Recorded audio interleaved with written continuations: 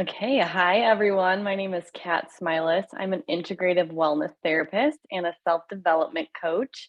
So I work a lot with integrating traditional and complementary approaches to therapy, but utilizing a coaching model to allow me to really take action, help people take action towards healing and towards really being goal directed in their healing or their self-development journey.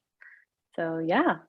Okay, fabulous. And we have to go all the way back to where we grew up because you're a region rat, right? Heck yeah, Highland. Ooh. Highland. So yeah, any of my Griffith friends listening know that there was always a little bit of rivalry there just because we're kind of the same size town right next to each other. But specifically, my first impression of Kat was the enemy. Because I played for Griffith. Kat's a year younger than I am. So I'm a 10 graduate, you're an 11, right? Yes. Yes. And so my high school team did okay. We were like best of the worst my freshman, sophomore, junior year.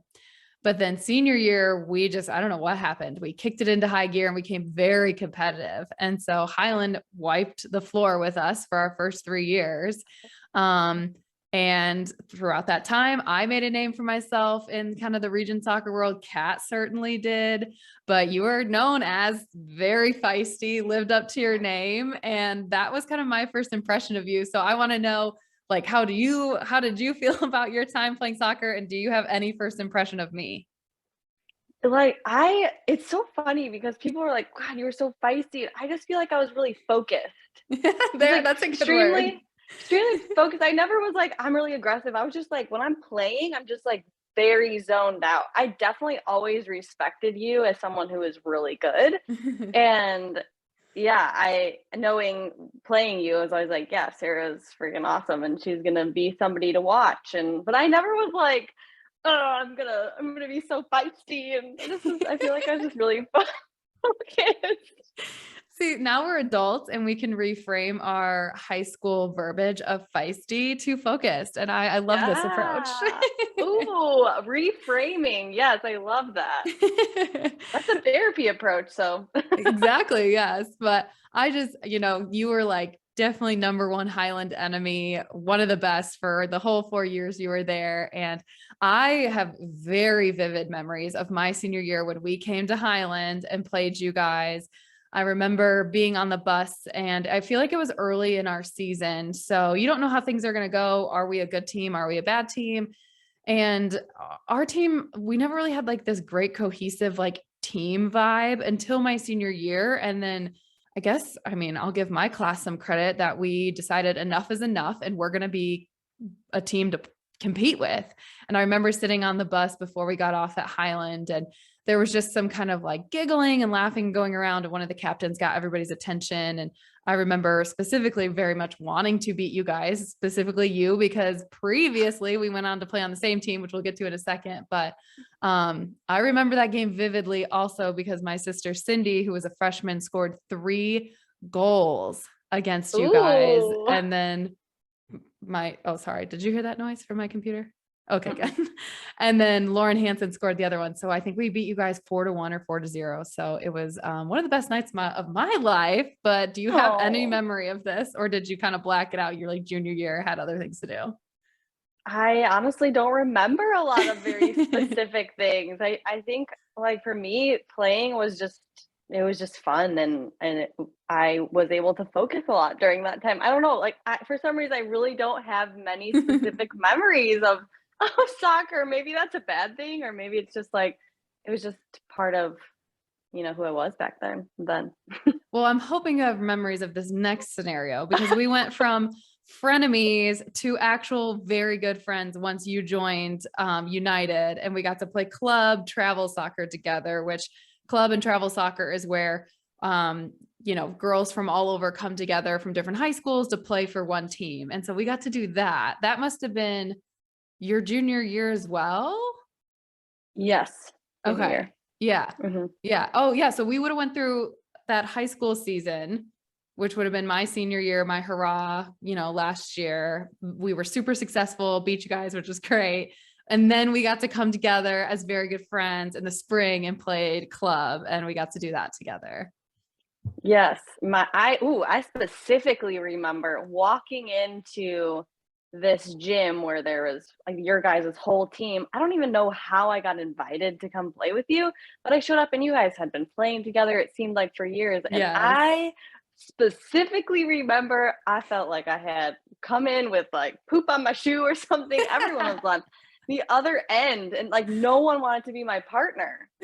And actually I like this memory because it's so in alignment with what you teach, like facing fear. I was terrified. Yeah. I was like, "Oh my god, these people hate me," and I could feel it. I'm like, "I don't even know why." First of all, I have no idea why these people hate me, but I really enjoyed your energy and talent playing and a lot of the other girls that were also present on that team. And what you said before about your senior year, how like the vibe kind of changed, that's because of your leadership and you like really stepping into that role and people being able to feel from you this emanating energy. And then you help people to rise up to that vibe. And so I was like, if I want to be better, I have to face my Hmm. fear because I have to play with these women, Yeah. Yeah, even though they absolutely. hate me so much. Yeah, we thought we were hot shit. And, we were all, a lot of the girls were my age. So we were all seniors, and you were a junior and you were just as good, if not better than us. I mean, I just remember Highland was the one to beat because of you were one of the main reasons. And then when our coach was like, yeah, she's going to come try out, we were like, oh, interesting. But then it worked out so damn well. We needed you. We needed your skills. And then we went on to have a blast. Like I have memories of Yeah. me, you, and Marissa running around causing a muck, and God bless Marissa. But if you're on her bad side, you're on her bad side. And then we just became really, really great friends. So that was such a fun season for sure. Yeah, I remember Marissa. I hope she listens to this episode of me slapping her butt at a game and she like never lives that down. And I'm like, I'm Yes, so yes. sorry. I'm Because that would have been a sorry. high school game, right? When she was with Munster and you were with Highland. Yeah. And I think I remember this story too, because she never did live it down, but she was bitter AF. And Marissa, you will listen to this because I'm sending you this. Another favorite memory I have was beating her team my senior year on our Mm. Griffith turf. Oh, it was the best to watch her and her blonde old ponytail walk right off the field, super pissed off.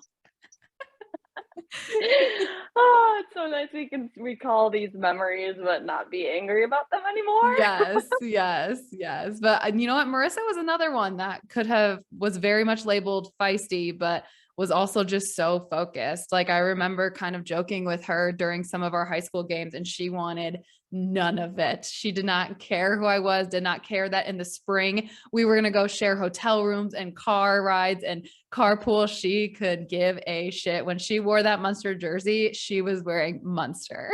Yeah, she's representing. Yes. That's dedication. Yes, absolutely. So that's where Kat and I kind of started. And I'm super excited because, like, I think one of my favorite things is to interview people that I've known for a long time, because my show is at the point where I have a really awesome listener base, but a lot of people are here because they know me. And so it's really cool when they might even know the guest. So I could see my dad listening to this and be like, oh my God, it's Kat. Like, I can't wait to hear from Kat. Oh, And just hi. like other people from United, like Courtney Ponsler, who I know listens, just to listen to kind of the two of us come so far back around, literally 10 years after high school, and have a very different intersection that we're going to get into. Yeah, Yeah. I'm pumped. Hello, everyone. Okay. So then after Highland, you went to IU, right? Mhm. And what did you study there? I got my undergrad in recreation therapy and psychology. Oh, wow. Okay. So you always really have kind of been in this world. Like what recreation therapy? I've never heard of that. What kind of led you into those studies? To be extremely honest. I knew 100% that I wanted to be an OT, an occupational therapist. And I was trying to find the most appropriate course for my skill set. 'Cause there was very much like kinesiology and biology. And I'm like, I cannot take organic chemistry, nor do I have to. I couldn't see that as being beneficial to my career path. So I found something that would be the most similar, which was recreation therapy. And within that degree, it was very much using recreation as therapy. So it was like adapted sports for people Okay. who have had physical impairments. So if you look at the Paralympics, a lot of those people might have seen a recreation therapy therapist at some point during their recovery, post injury, post accident, post surgery. But it also allowed me to have an internship where part of my curriculum was doing 1,200 hours of Dang. free work. Oh, So I worked at the Rehab Institute of Chicago. I drove every single day in the summer to go work at the hospital for free for 1,200 hours. jeez. Mhm. Wow, that's a Yeah. lot. Yes. But then that allowed me to get into grad school a lot easier because I was like, "Oh, I have almost 2,000 hours of observation and being direct patient care." So it was just, again, the focus of soccer, like focus in school was always, I'm going to grad school, I'm going to be a therapist, I'm going to do this. And so everything kind of just fed that long-term goal, which is kind of what we're going to lead into later today. Yeah. Um, about having that vision of what you really, really want to create and then start over with who do I have to be in order to achieve that long-term goal. Yeah, yeah, and for you, that was, like we said, focus. I think you've always carried that with you. Yeah. So then where did you go for grad school? And then what was that degree? I got my master's in occupational therapy. I went Okay. to Arizona. Yeah, so I went to a school in Arizona called Midwestern University. And yeah, I lived all over Arizona. And then I was a traveling therapist after that. So I've lived in Arizona, Oregon, Nevada, Illinois, Tennessee for a little bit. And then now I live in Austin, Texas. Yeah, that's right. I remember your photos after IU were just insane on Instagram. She's taking these magical hikes, all these beautiful different backgrounds and everything. And yeah, I remember you being up in the Northeast or Northwest for a little while. So, well, did you Mhm. enjoy that time of traveling and doing all of that? Yes, I recommend that for anyone and everyone to Cool. be able to. They were like, no, you cannot do this right after grad school because oftentimes you just show up to a site and you're the only person there. I was like, Okay. it's fine, I can do it. It's okay. So I show up Yeah. day one. I'm the only therapist in the whole county, the only occupational therapist as a new grad.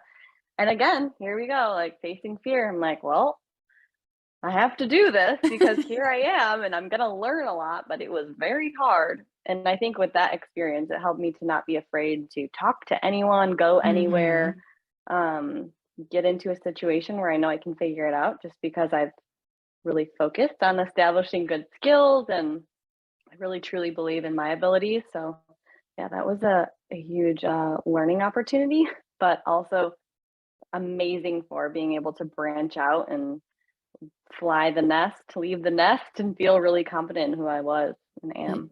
Yeah, that's amazing. And I mean, yeah, you Mhm. had a strong family life from what I remember. You're one of five siblings, right? Yes. Yeah. Yeah. Yep. So first time just A flying lot of fun. alone. And then eventually did your sister Jackie join you at some point? Yeah, she moved down to Austin with me. So now Oh, she okay. So lives. after you did all of that, then you guys came together. Okay. Yes. Yes, Okay. yes. Gotcha. It's very fun. So how long did you do the traveling occupational therapy for? For a year. Yeah. Really? Oh So I my did. God, you Mhm. fit so much into that year. Yeah, so with traveling contracts, you do 3-month rotations. So Periods. for my Okay. first one, I did 6 months actually. So I was stuck as the only OT for 6 months. And Wow. then I left and lived in Reno for 3 months. And then I came home and did a rotation for the holidays because you can do that when you're a traveler. You just pick up Awesome. like shifts. Yeah, super great. And then I got a dog unintentionally. So I stayed there for, yeah. very unintentionally. And he was a puppy and I couldn't travel anymore. And I really had no desire to go back out. So just kind of re-changed my plans and was like, I want to move somewhere fun for a little while. So wait, I have to know about this dog. Did it just roll up on your doorstep or? Oh man, Sarah. So this is again, this is like um, just introducing what we're going to talk about. But I had a vision board from when I was in high school, and it had occupational therapy on there. It had traveling on there. It had this little white golden retriever with a bow tie on it. He was a puppy, and that was on my list. And when I came home from traveling, my aunt sent me a picture of a dog on Facebook that was an English cream golden retriever puppy. And I was like, oh, that's supposed to be mine. And my mom has never said, you could get a dog. You know, she's like, oh, don't do it. It's going to restrict you from being able to Yeah. travel X, Y, and Z. She's like, you need this dog. Oh my So now God. So you're like, Mom. I have a white golden retriever, and yep, Oh. he was part of my vision for what I was creating in my future, and I have him. So power of visualization. Yeah, that's amazing. So what is the dog's name? His name is Ollie. Ollie. I love that name for a dog. That's Yeah, amazing. so cute. That's awesome. Yeah. So then you were home, and then what prompted the move to Austin?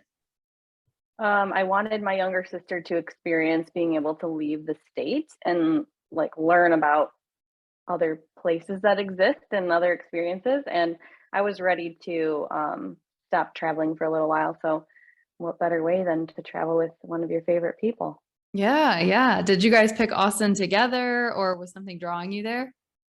I we had two places, Denver or Austin, and Okay. we picked Austin. We had never visited before. We went one time, and I was even kind of like, nah, I don't really know, but it seems like a fun place to land for a little while. So yeah, we picked it and just moved here, and we've been here for almost 3 years.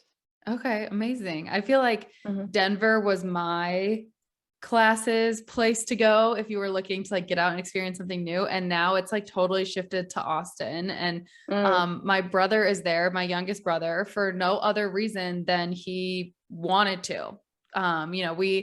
We didn't have family there at the time, although ironically my uncle moved from San Francisco to Austin, so we do have an uncle there, which is nice for Matt if he ever needed that comfort. But yeah, like there was no reason for him to move to Austin other than upon him graduating IU in 2021, he just wanted to. So yeah, there's something about Austin. It's the new place to be for sure.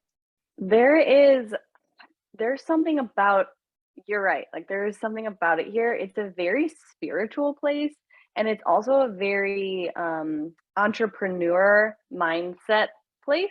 Like I Yeah. left my job as a therapist in the hospital. I worked in an inpatient rehab hospital. Left my job there and started my own therapy slash coaching business, which is what I'm doing now. And I never would have thought that I was going to do that. But just something about the energy here is very much encourages people to be their own person and do their own thing and build their own things. And I feel very supported in the people I've met that have allowed me to make this successful. Yeah. So I 2 weeks ago just had chemo number one. And afterwards, you just feel like fatigued and tired and you don't feel like doing anything. So one of my girlfriends was like, hey, if you're looking for a light, fun show, watch this show called 20 somethings. And it's Netflix's version of the real world. So it's a Netflix funded and produced show, and they take 20 somethings, put them together in a house in a city. And the first season was in Austin. So I just Oh, binge watched this show. It was just cute, like very uppity, like not a lot of drama. Wasn't like the best show I've ever seen, but yeah, so it was all about Austin, and everything you're saying is what those individuals experience, like trying to come through on their own, learn about themselves. And then one of the girls was an entrepreneur who was selling an Indian fashion clothing line to consignment shops in Austin. So it was cool to see all these Austin scenes. I've been there once or twice. But which I can't wait to go back. And unfortunately, I'm like a little restricted right now with traveling with all the health stuff I have going on, but can't wait to visit my brother Matty Bear and get to mm, experience it through his eyes for sure. So yeah. yeah. Oh, yes. Yeah. It's a crazy it's just a magical place. I don't know what else to say about it. That's awesome. So let's actually like zoom in on this moment where you decide to leave occupational therapy. So tell me about like the stirring that you started to feel that you didn't want to do this anymore. And then, how did you actually make that moment decision to leave, a more traditional job to what you're doing now?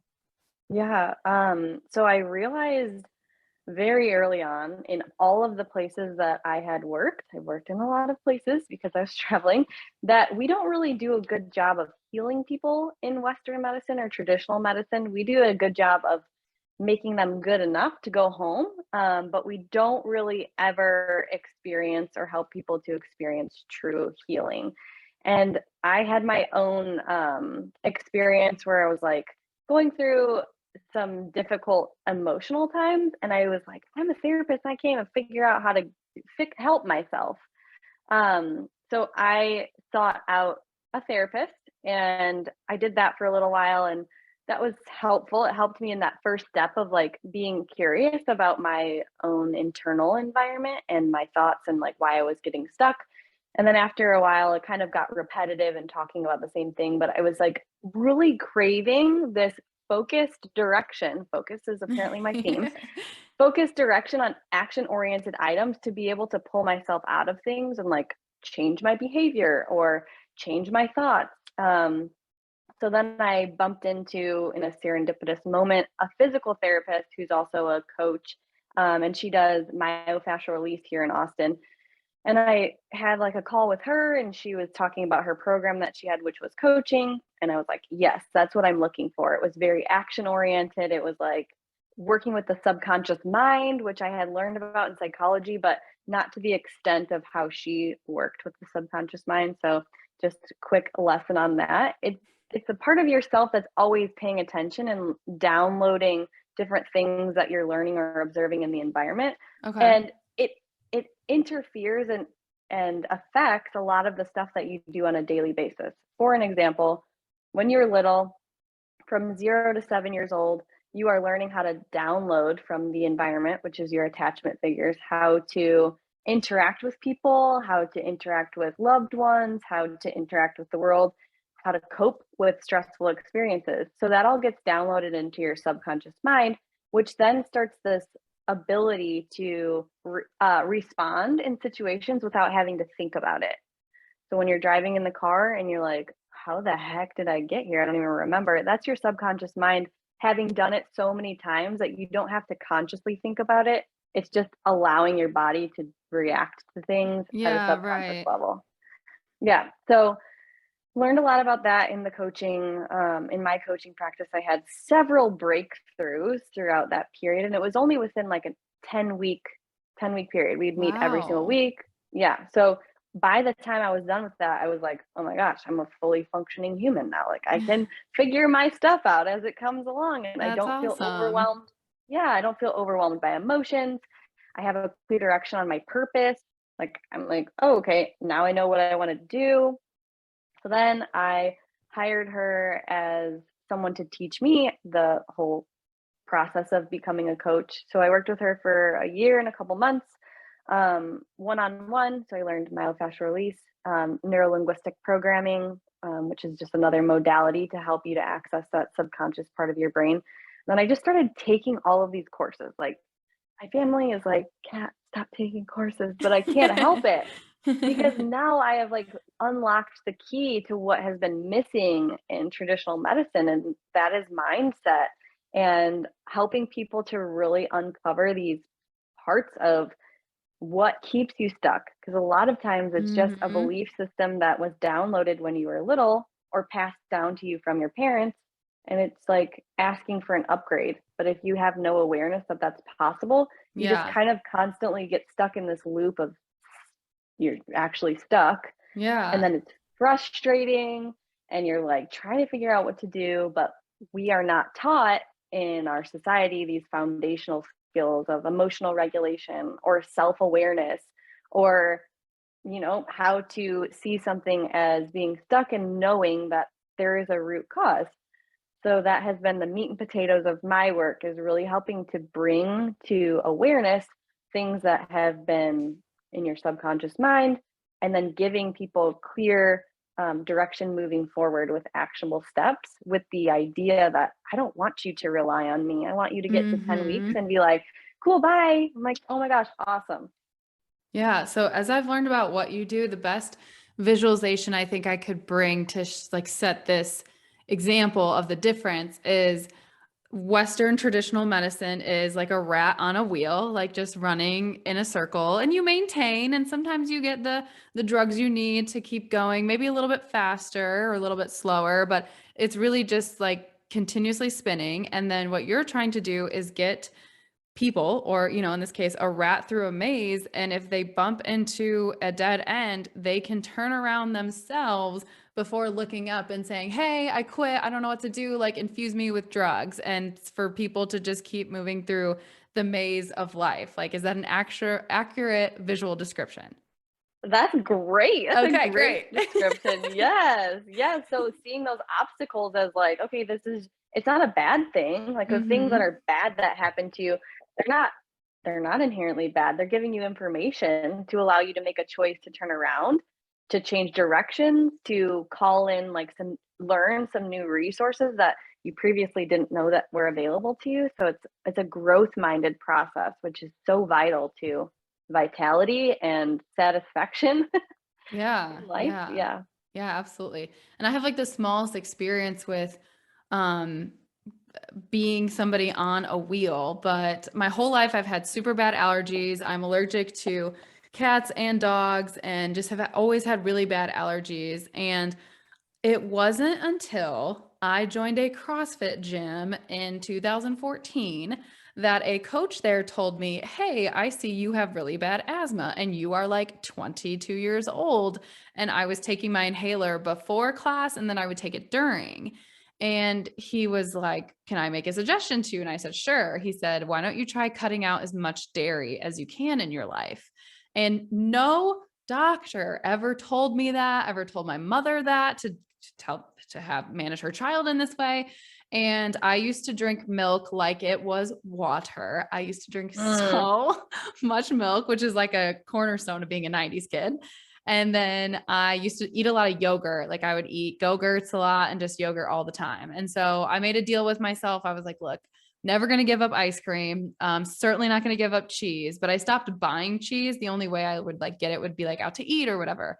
And that made all the difference in the world. I went from taking my inhaler twice every single time I would exercise to sometimes not needing it at all and being a competitive CrossFit athlete. And no one had ever told him that besides this one coach at this gym by the time I was 22. So that was my first Jeez. experience, like stepping off the wheel of constantly needing medication or feeling like shit and being like, well, I guess it's just my normal. So this is my life. So Mm. that's just like one way that I felt like I was in the maze and I actually turned around by myself rather than trying to continue to do the same thing I'd been doing for 20 plus years.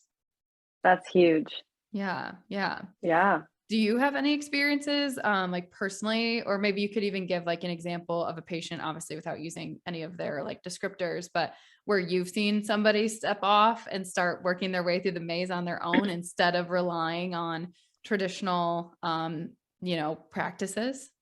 Oh my gosh, yes. I have one that like actually makes me really emotional. So hopefully I don't cry. But I worked with he was in his mid-30s, so jacked, like so muscular. I even got on the call one day and I was like, whoo!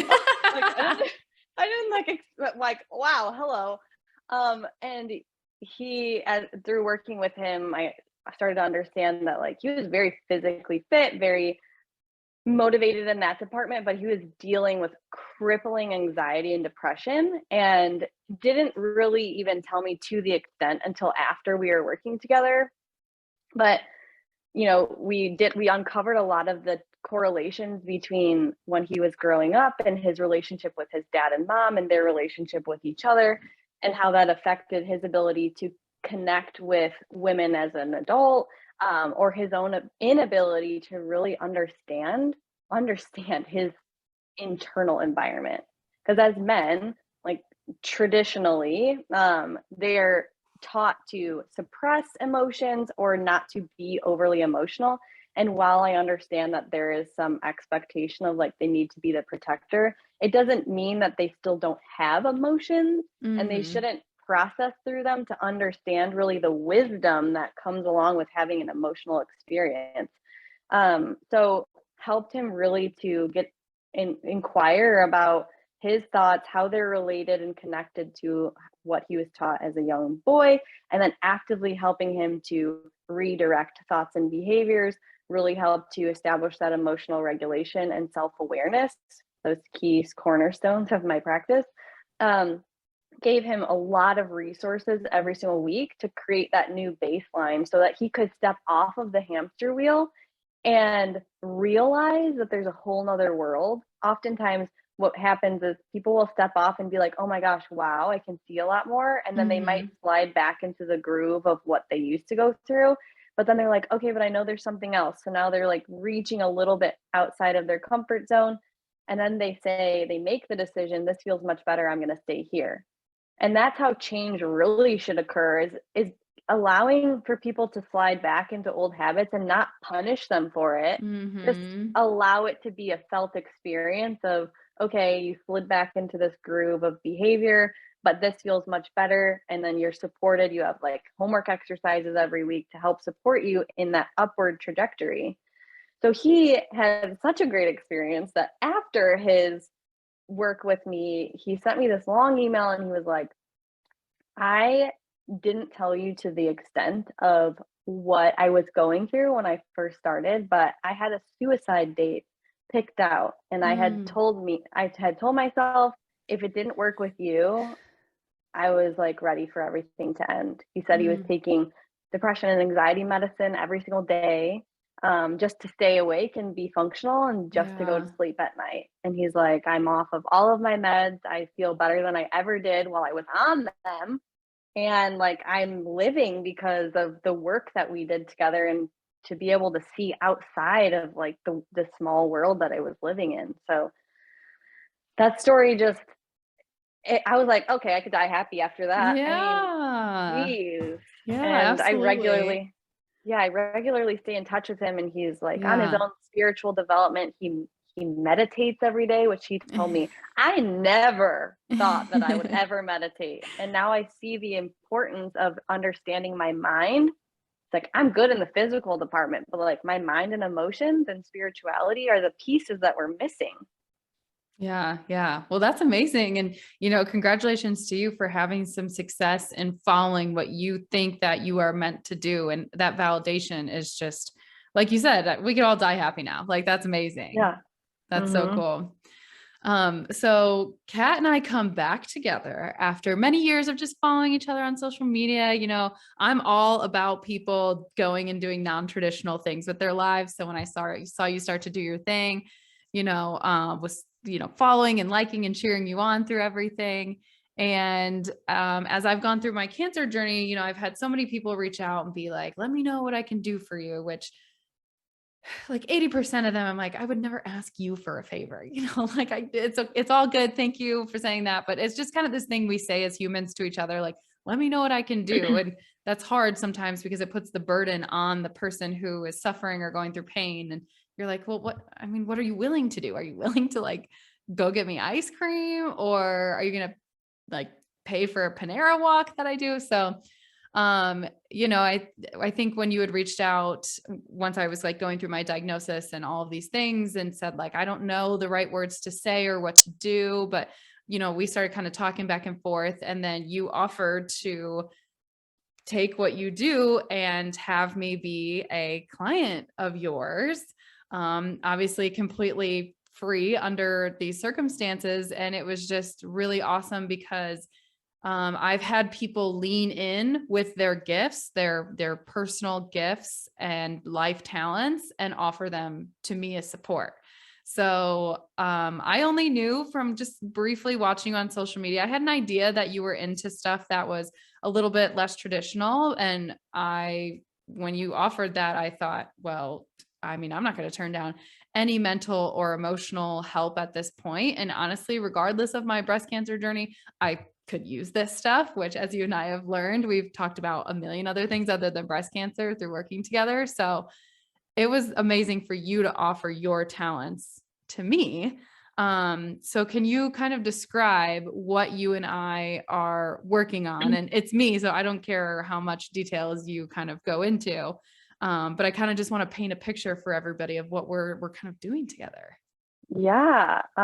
Yes. And when I reached out, I'm like, I don't, I want it to be more meaningful. So yes, like this is what I can give you, my whole self. I'm giving you my whole self. Here we go. So yeah, the work that we're doing is, like I said, going back to a lot of those programmings that you decided that might be out of date, and that are keeping you frustrated or keeping you out of alignment with where you in your individuation process, which is like becoming your own person, regardless of the expectations that you have for yourself that probably were imparted on you by your family or society, or the things that you just feel like you need to do because somebody told you you had to do them. So a lot of the work that we're doing is going back to those old programmings, really helping you to become aware. I think one of the main ones for you is like always doing something. What is like our main route that we kind of came up with? We came up with a few things. One being overcoming like self-hate for sure, because if any of you guys are loyal podcast listeners, actually, like Kat's been the answer to a cry for help that I made in early September. I just kind of like had a mental breakdown and said I was not going to be on social media for 100 days and I was going to quit the podcast for 100 days. And I was really struggling with a lot of self-hate. Of course, now I look back and that's a joke. Like I was making my life really hard when it wasn't. I definitely have things that I've inherited from both my parents for the better and for the worse that we've talked about. And then just forcing me in the best way possible to be more intentional, through meditating, through my mantras that I say to myself every morning in the mirror, which I've always known is a good idea, but it took working with Kat to finally put that into action. And it's been wonderful. And exploring some topics that I didn't know about, like all the books you recommended to me at first. I was like, oh, this is a little overwhelming. These topics are really interesting, but Kat gave me a list of books and she said, tell me what you think is interesting. And I picked one and then she picked the one she thought I was going to pick and we were right. So we were matched. So just learning other ways of not necessarily healing myself, but trying to dig up some stuff that I didn't know that I needed to talk about whether I was going through breast cancer or not. But, and then especially I would say one of our other running themes is doing the best I can do to picture myself at my utmost healthy version, no matter what happens to me, especially coming in the near future with the very rough side effects of chemo. Yes. Yes, and thank you for reminding me what we're actually doing because it's easy to be like, "Oh, just say these affirmations." That's like a trending topic on social media right now. Right. But the key is that you have to be an energetic match. Like you have to believe that, and that feels a little woo-woo too to like say out loud, but actually your energetic presence is your emotional state. So the work that we were doing with self-hate, if you were existing on that level, let's say that's a thermostat for you. That your thermostat is set for self-hate. That feels like a very cold feeling, right? So if you're feeling that way on a daily basis, you can't really convince yourself otherwise by saying these things that you don't believe in yourself without going back to that specific self-hate. Where did you learn that? Who passed it down to you? Mm-hmm. So the interventions that I do with people are being able to access the emotions that not only are yours, but they might be your parents. You can Yes. access experiences that they've had in a specific way, um, to remember and to see what was going on there, and to rewire the way your brain remembers that specific belief. So now it's kind of like you're tilling the soil on a weed. You're pulling it up, and then when you're pulling it out, and then you have these affirmations that now you can kind of put as the seed in that space and really nurture from a place of like, actually, I believe that I'm beautiful and I believe that I'm whole. So you're going back to the actual experience where you learned that belief, and then you're shaking it up and in its place putting something that will support your growth and where you're headed versus getting stuck in continuing that pattern. Yeah. And I think one of the things that you're shaking up is well, I'm just this way. My parent was just this way, or the oldest sibling I looked up to is this way. So this is how I am. And it is pulling up that root and realizing that we can talk to ourselves in a different way. And you don't have to be that way if you don't want to, or it's not serving you, or it's not fueling you. And that's definitely something that I have learned so far already from you. Mm, thank Yeah. you. Yeah. Yeah. Well, and the big part too, though, Sarah, this um, framework of doing therapy slash coaching is the person has to be willing to let go of those old stories because sometimes people want to keep them around because of Hmm. secondary gain, like they get attention from being sick or from being this person that's like poor me, that victimization mindset. Where you're like, oh, this just keeps happening to me. This is and then you have to make the choice to shake up or be open to a different way of being and thinking so that you can make progress forward and you don't just keep getting stuck in this bad pattern of behavior. Yeah. Yeah. And I'll be honest. So when I started working with you, you had asked me like, oh, I feel like you've said on social media, you see a therapist. And I said, yeah, I do. And I've had the same individual for over a year now. And I kept going to her and seeing Kat. Although I see Kat more frequently than I see her, but I enjoy this other cadence I have with this person. But truthfully, you had challenged me and said, like, where is that going? Like, is she challenging you? Do you have homework from her? And I said, well, no, most of it is me doing a lot of talking and her doing a lot of listening. And she will prompt me sometimes, but a lot of it is me just hearing myself talk out loud, talk through it. And then I usually generate my own ideas and action items. So just to kind of give people a little differentiation, at least in my experience, like I still have my traditional therapist that I see. And to me, she is helpful because I need to talk out loud about what's happening in my life. Although people are probably like, oh my God, bitch, you have a podcast, you shut up, or you never shut up on social media. Like, how much more talking could you do? But believe it or not, I still need to talk to somebody else. But for me, I get the biggest benefit out of talking to somebody honestly who has no part in my family, my husband, my friends, nothing. It's extremely beneficial. But what we're doing together, I would call my experience with you a lot more action oriented. I've already seen changes in myself. You've made me do things that have made a large difference. And I'll give one example. Um, During this very hard time where I can't control a lot in my life with the appointments and the diagnosis and the treatment, I don't get a choice in any of that. It's everybody else telling me what to do and when to show up and what to, you know, bring with me.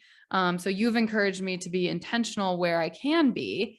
And I put that into action 2 weeks ago when I went to my first chemo appointment. And I actually needed a ride to the hospital because Jacob was coming directly from school. He didn't have time to come home and get me first. And my first thought was like, oh, I'll just have my neighbor take me. Like she doesn't work. She can take me anytime, or I'll just have my good friend from work take me. And you challenged me to just be more intentional with whose energy I'm bringing around me and who I'm inviting into my energy bubble. And so instead, I reached out to this woman who I met on social media, who I had Zoomed with a few times, who's also a survivor. And her and I just had this incredible energy through a screen. And I asked her if she would take me to this appointment. And her being a survivor herself, she totally gets all of this. And she is someone who brings in another piece of you and I's homework, is continually envisioning myself as my healthiest version, no matter what happens. She is 60 now. She has an incredible head of hair. She's athletic. She's a mom of 2 teenagers. She's what I want to be in the future.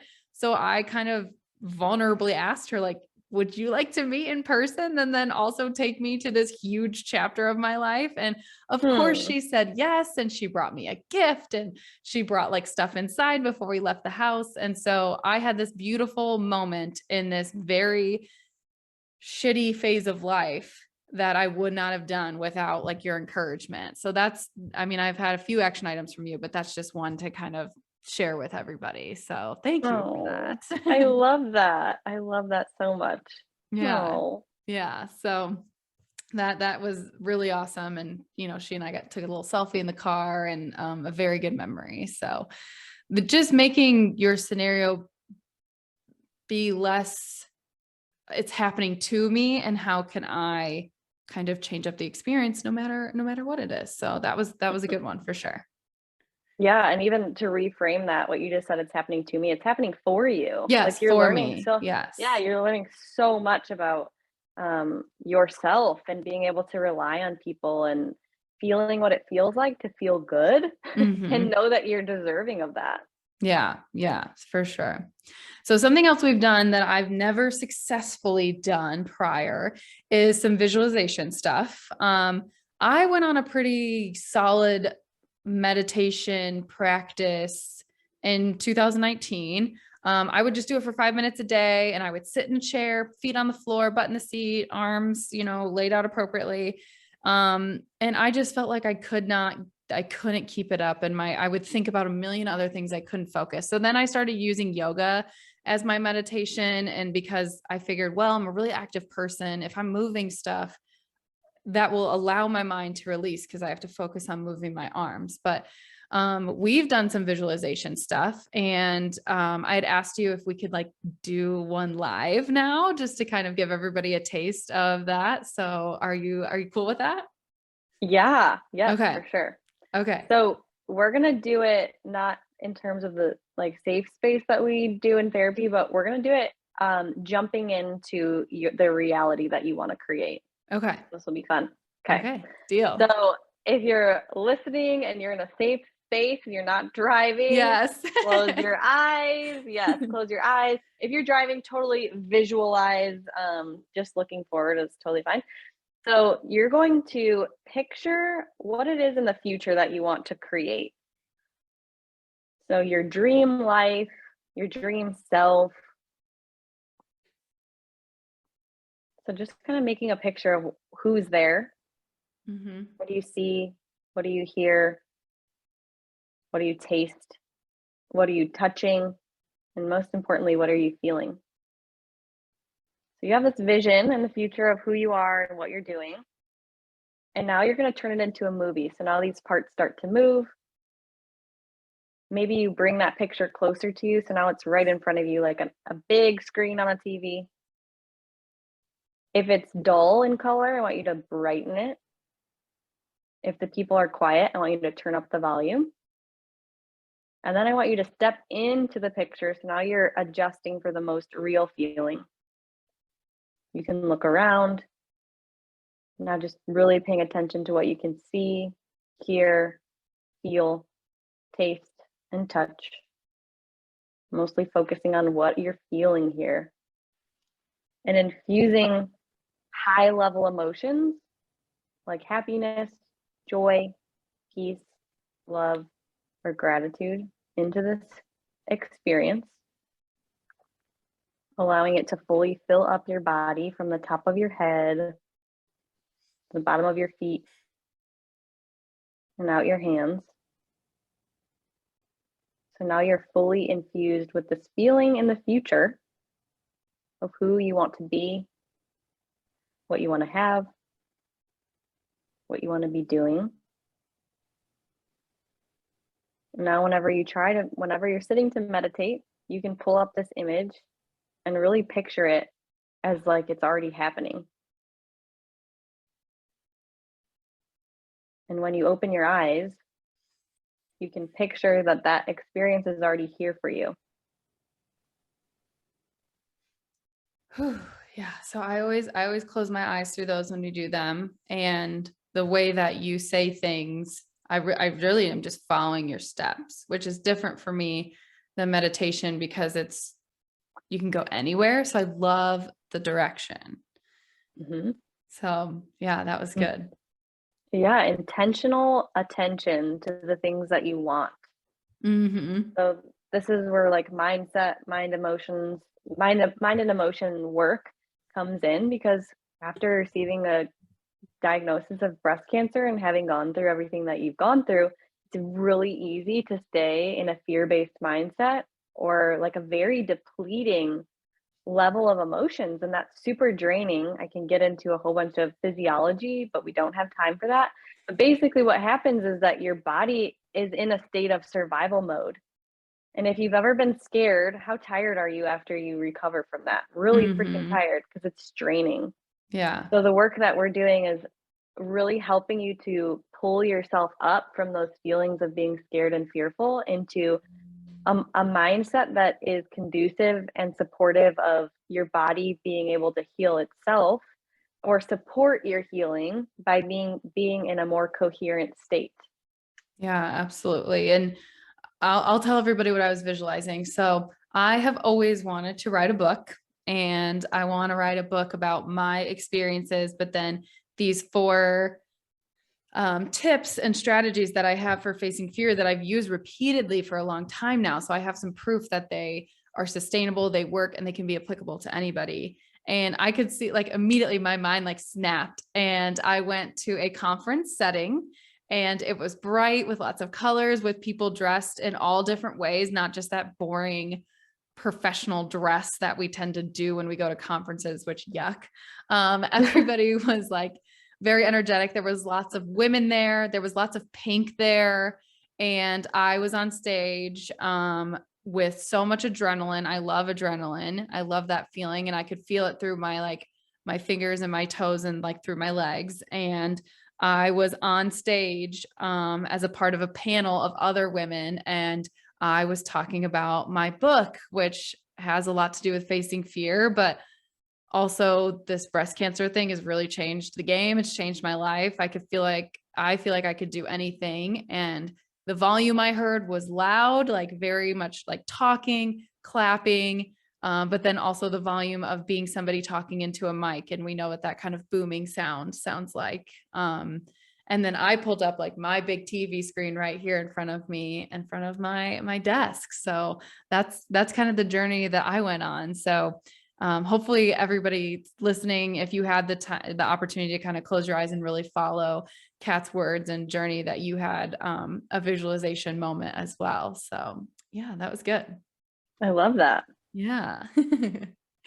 um, so speaking of fear, you wrote in my little pre-show form here that you said fear has become an invitation for me. So as we kind of wrap up here, will you expand on why you wrote that and why you said that?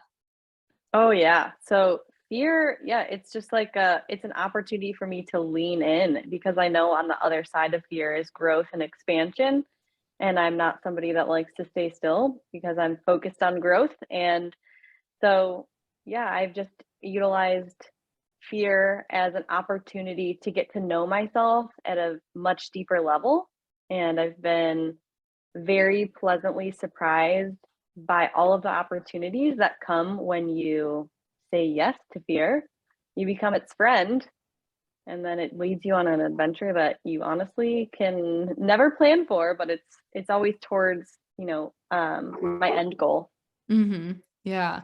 Yeah, I would agree because that's what I try to get everybody to visualize, like, and why my brand is called Facing Fear, and it's not called like overcome or conquer, because we're always going to have fear in everything that we do. And sometimes it's really loud and sometimes it's a little bit more quiet. But I always tell people to visualize a river, and then fear is on one side of the green grass, and then the other side is crossing a bridge, but you have to build that bridge. And sometimes it's really freaking hard to build that bridge, right? Like, I'm sure it was Mhm. not easy for you to leave a very traditional, safe job to do your own thing, but you went through that for the better, for the worse, and now your bridge is complete and you're on this other side, and there is a lot of beauty on the other side of fear. So I'm glad that you've experienced that.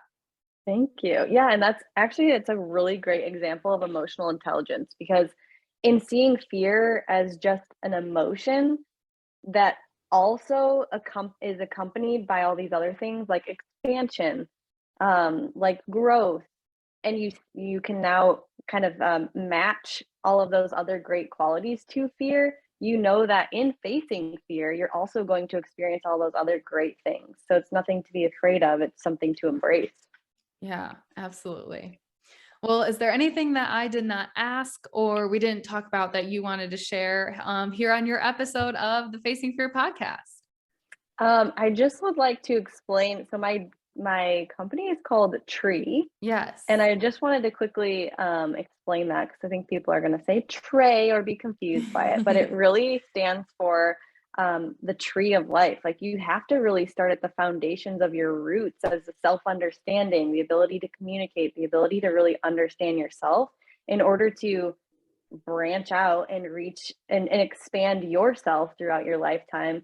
And the spelling of it also stands for the ripple effect because every single thing that you experience or you do creates this ripple that affects everything else in your life. So, really coming from a place of self understanding and self awareness, you can start to see those positive ripples happen in every single part of your life.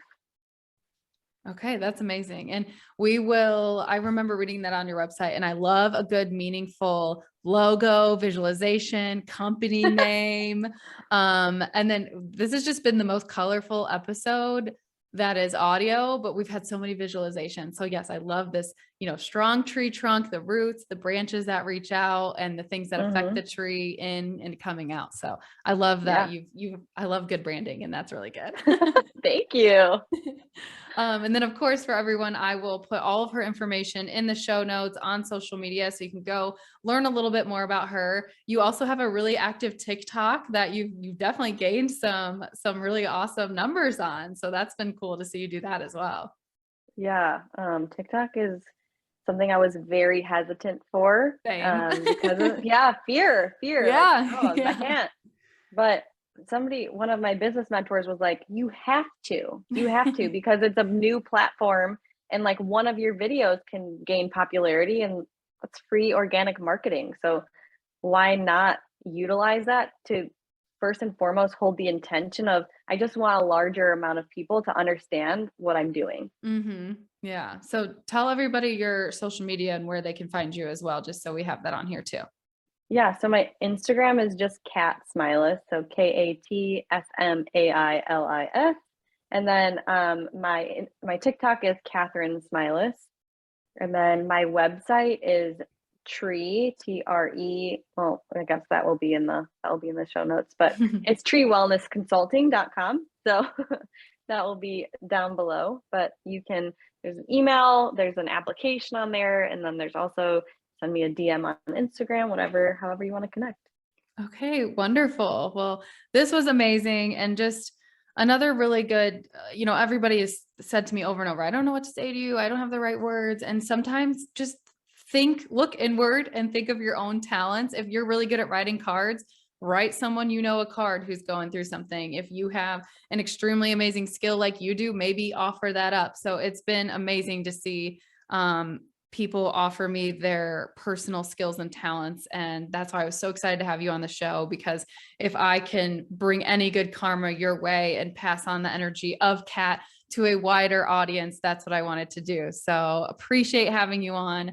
So fun to go from little high school Sarah and Kat to not having any contact for many years, and then finding our way back to each other in this really beautiful full circle moment here. And we're still going. So yeah. Seriously, love this. It's amazing. Thank Okay. you. Yeah, absolutely. Thank you for being on the show, Kat.